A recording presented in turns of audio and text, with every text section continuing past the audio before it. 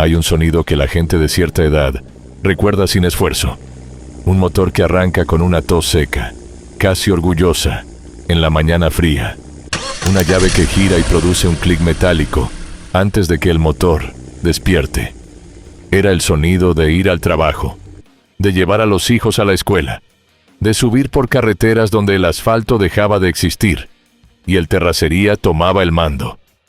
No era un auto sofisticado. Tampoco pretendía serlo. Era el auto que cabía en el presupuesto de quien construía el país con sus manos, y eso le daba una dignidad particular, una dignidad que ningún folleto publicitario puede fabricar. Esto es Autos del Ayer, y lo que vas a descubrir al final de este recorrido es que la desaparición de BAM tuvo muy poco que ver con los autos, y mucho con quienes decidían desde arriba qué podía existir y qué debía morir. Vehículos Automotores Mexicanos nació en 1946, en el contexto de un México que acababa de salir de la Segunda Guerra Mundial, con cierta estabilidad y muchas ganas de industrializarse. El gobierno federal y la empresa American Motors Corporation establecieron una alianza que en ese momento sonaba a futuro. Fabricar autos en suelo mexicano, con mano de obra mexicana, para un mercado que crecía a ritmo de décadas de aceleración. La planta se instaló en la Ciudad de México, específicamente en la colonia industrial, y los primeros modelos que salieron de esa línea de ensamble llevaban el ADN de American Motors, pero respiraban aire capitalino. La lógica era clara desde el principio. México tenía aranceles altísimos a la importación de vehículos terminados, así que para vender en el país había que producir en el país. BAM fue uno de los jugadores que se adaptó a esa realidad antes de que muchos otros se dieran cuenta de que era la única manera de sobrevivir. Armaban, soldaban, pintaban, y lo que salía de esa planta tenía un precio que un maestro de primaria podía contemplar sin que se le fuera el mundo. El ascenso fue gradual, pero firme. A lo largo de los años 50, BAM construyó una base de clientes que funcionaban con criterios muy prácticos. El auto tenía que arrancar, tenía que caber en una cochera pequeña, tenía que sobrevivir baches que habrían dejado fuera de combate a cualquier sedán europeo. Y si algo fallaba, tenía que haber refacciones disponibles en el taller de la esquina, el que atendía el señor que conocía a tu papá y que cobraba lo justo. Pero el momento en que BAM se convirtió en algo más que una marca fue con el American. El BAM American llegó a principios de los años 60 y se quedó hasta bien entrados los 70, cambiando ligeramente de forma con cada generación, pero manteniéndose fiel a una filosofía: darle al comprador mexicano de clase media lo más parecido posible a lo que tenían los vecinos del norte, a un precio que no requería un crédito imposible. Era compacto para los estándares de la época, con motores que podían alimentarse con la gasolina disponible en la mayoría de las gasolineras del país, y con una carrocería que resistía el sol de Sonora y el polvo de Chihuahua con la misma indiferencia. En los años de mayor penetración, BAM llegó a tener cuotas de mercado que hoy parecen casi de fantasía para una marca que la mayoría de jóvenes ni conoce. En ciertos años de la década de los 70, el American figuraba entre los modelos más vendidos del país. Los números que manejaba la industria en ese entonces situaban a BAM entre los 4 o 5 fabricantes más relevantes del mercado nacional, compitiendo con Volkswagen, con General Motors y con Ford, en un espacio donde cada punto de participación se peleaba semana a semana. El repartidor de refrescos que salía a las 4 de la mañana a cargar su camión pequeño conocía el motor del American de memoria. Podía ajustar el carburador con los ojos cerrados, o casi. La maestra de secundaria que compraba su primer auto propio en 1971 elegía el American, porque el vendedor le explicaba en términos simples que las refacciones estaban en todos lados y que si algo fallaba un lunes, podía estar resuelto el miércoles. El mecánico de barrio que tenía su taller en una vieja bodega reconvertida compraba refacciones BAM a mayoreo, porque el 40% de los autos que entraban por su portón eran de esa marca, o de alguna relacionada. Ese ecosistema es lo que hacía a BAM algo más que una empresa. Era una cadena de vida cotidiana. Y entonces llegó el crack. La primera grieta visible apareció a mediados de los años 70, cuando el gobierno mexicano empezó a modificar su política automotriz. México llevaba décadas protegiendo a su industria con aranceles elevados y con decretos que obligaban a los fabricantes a integrar un porcentaje de contenido nacional en sus vehículos. Esa protección había permitido que BAM existiera y creciera, pero también había creado una industria que, al estar aislada de la competencia internacional directa, tenía incentivos limitados para actualizarse tan rápido como el mercado global lo exigía. American Motors Corporation, el socio estadounidense, ya atravesaba sus propios problemas en casa. La empresa nunca había sido tan grande como los tres gigantes de Detroit. Siempre había operado en los márgenes del mercado, con modelos nicho y líneas compactas. Y los años 70 la golpearon con fuerza. La crisis del petróleo, la competencia japonesa, el cambio de gusto del consumidor americano hacia autos más eficientes.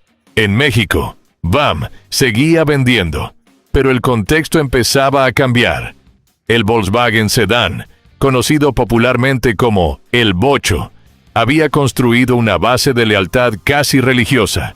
Nissan avanzaba con fuerza, y el gobierno federal, con los decretos automotrices de 1977 y 1983, fue redefiniendo las reglas del juego. Las nuevas normas exigían mayor eficiencia de combustible, mayor integración de contenido nacional, y en ciertos aspectos, abrían la puerta a que las marcas extranjeras tuvieran más control sobre sus operaciones locales. El espacio donde BAM había prosperado se fue comprimiendo. Todo el mundo que conocía la industria señalaba a ese periodo como el principio del fin. Las regulaciones cambiaron. AMC tenía problemas financieros. El mercado se sofisticó. Es la explicación que circuló y que sigue circulando cuando alguien pregunta ¿qué pasó con BAM? Y esa explicación tiene sustancia, pero se detiene justo antes de la parte más interesante, porque hay un dato que no cuadra en esa narrativa de muerte natural. Cuando Chrysler compró American Motors Corporation en 1987, se hizo de una empresa con deudas y problemas. Sí, pero también con algo valioso, la marca Jeep, que Chrysler quería específicamente.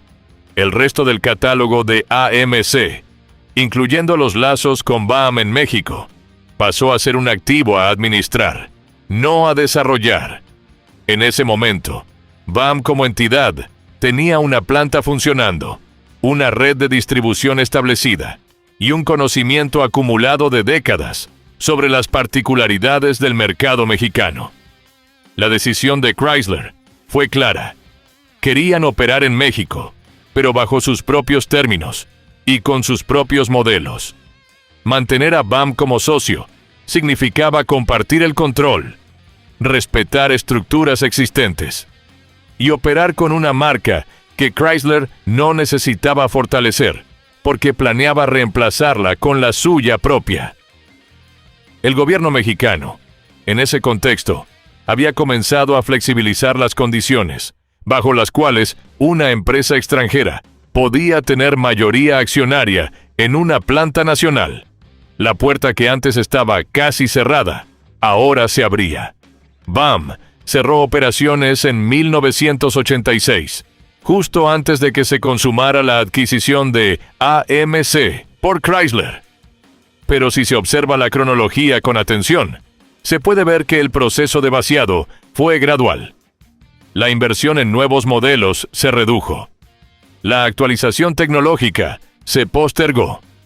El catálogo de BAM en sus últimos años era un catálogo envejecido, con autos que en otras circunstancias habrían recibido actualizaciones o reemplazos. No los recibieron. El contraste es el dato que el espectador puede armar por su cuenta. Chrysler entró al mercado mexicano con fuerza después de que BAM desapareció. Instaló planta, construyó red de distribución y operó exactamente en el espacio que BAM había ocupado. El comprador de clase media que antes compraba un American terminó mirando opciones, Chrysler, Dodge, y con el tiempo las marcas que absorbió el conglomerado. El ecosistema no desapareció, cambió de dueño, y hay una capa más que la mayoría no conoce. El BAM American tenía un gemelo que sobrevivió con otro nombre, en otro lugar. El mismo modelo base, construido sobre la plataforma de American Motors, circuló en varios países latinoamericanos bajo denominaciones diferentes, ensamblado por socios locales distintos, con variaciones menores de especificación. En Argentina, los vínculos de AMC con el mercado local produjeron versiones del mismo vehículo base, con identidades completamente distintas. En algunos mercados de Centroamérica, los modelos llegaban como importaciones con nombres adaptados, pero el dato que más sorprende tiene que ver con el Rambler. El BAM era esencialmente un Rambler mexicano, y el Rambler como nombre murió en Estados Unidos en 1969, cuando AMC decidió que la marca había cumplido su ciclo y que sus modelos debían llevar el nombre American Motors directamente, o nombres de modelos sin apellido de marca. Sin embargo, en México, BAM mantuvo el espíritu Rambler mucho más allá de esa fecha, construyendo sobre esa herencia con adaptaciones locales, que dieron como resultado autos que ya en los 70 eran más mexicanos que americanos, en términos de lo que sus compradores esperaban de ellos. El BAM Lerma, por ejemplo, era un vehículo diseñado específicamente para las condiciones del mercado mexicano, con un perfil de carrocería adaptado para uso comercial ligero, pensado para los repartidores, los pequeños empresarios, los que necesitaban mover carga sin pagar el precio de una camioneta. Ese tipo de adaptación local habla de una empresa que, en su mejor momento, escuchaba a su mercado con más atención que muchas multinacionales que operaban desde oficinas centrales muy distantes. El BAM Combate fue otra derivación que circuló en versiones para uso semicomercial. El catálogo de BAM en sus años más creativos era un catálogo pragmático, construido sobre la lógica de que el comprador mexicano tenía necesidades específicas que un modelo importado sin modificaciones no resolvía con la misma eficiencia. Todo eso desapareció. La planta cerró, los moldes se guardaron o se fundieron, los trabajadores buscaron otras opciones, y la red de talleres especializados fue migrando hacia otras marcas, conforme el parque vehicular de BAM envejecía, y las refacciones se volvían más difíciles de conseguir. El proceso tomó años. En los 80 había calles de cualquier ciudad mediana de México, donde aún rodaban americanos, con 20 años encima, bien mantenidos por mecánicos que los conocían como la palma de su mano y que encontraban las piezas necesarias en desarmaderos, en lotes de autopartes usadas, en ese mercado informal que es capaz de mantener vivo cualquier vehículo si hay suficiente demanda. Hoy, los BAM que sobreviven son objetos de culto en un sentido muy particular, no en el sentido del auto deportivo restaurado que se exhibe en convenciones con reflectores, en el sentido del auto de familia que alguien no tuvo corazón de mandar al deshuesadero, porque era el auto en que su padre aprendió a manejar, o el que sobrevivió 3 mudanzas y 2 inundaciones y seguía arrancando. Hay coleccionistas que los restauran con una meticulosidad casi arqueológica, rastreando piezas originales en toda la República, comunicándose entre ellos para conseguir elementos que hace décadas dejaron de fabricarse. El mercado de refacciones de origen para BAM es, en muchos casos, un mercado de historia. Las piezas que existen son las que quedaron en los almacenes que nadie liquidó del todo, en los garajes de mecánicos que guardaron todo sin saber muy bien por qué, en los talleres de provincia que operaban con un inventario que ya nadie más quería. Hay quien viaja horas para recoger un espejo retrovisor original o un emblema de capó que complete una restauración que lleva años. Eso habla de algo que las cifras de venta nunca capturan completamente: la intensidad de la relación entre un auto y las personas que lo usaron. Y esa intensidad tiene una lógica. BAM existió en un periodo donde el auto era todavía una promesa. Para gran parte de la clase media mexicana de los años 50, 60 y 70, comprar un auto propio era el marcador visible de que algo había mejorado. de que el trabajo duro estaba dando resultados concretos. El American no era un lujo, era la demostración pública de un logro privado. Ese significado emocional se deposita en el objeto y no desaparece cuando el objeto deja de fabricarse. Así que la próxima vez que veas un BAM American rodando todavía, con su carrocería cuadrada y su color que alguna vez fue brillante y ahora tiene la pátina de las cosas que duran más de lo que nadie esperaba, piensa en lo siguiente: ese auto sobrevivió a la empresa que lo hizo, sobrevivió a los decretos que lo protegieron y a los decretos que lo dejaron a la intemperie, sobrevivió a los planes de quienes decidieron que ya era momento de reemplazarlo con algo más nuevo y más rentable para alguien que no estaba en México. Los autos, cuando son realmente buenos para lo que su gente necesita, tienen una manera de negarse a desaparecer del todo.